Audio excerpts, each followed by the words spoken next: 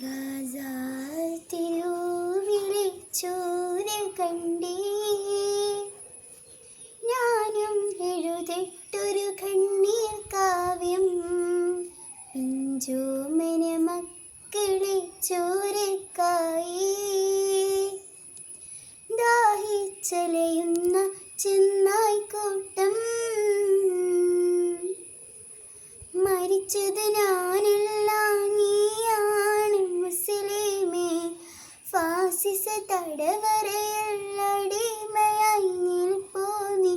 ഇന്ന് തീരും ഈ കണ്ണുനീരിൻ മോചനം നേടുകില്ലേ.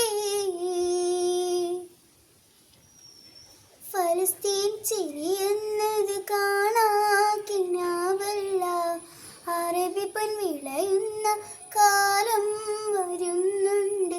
തെക്കുവ കൊണ്ട് നേടിടുവേ ഫാസിസം.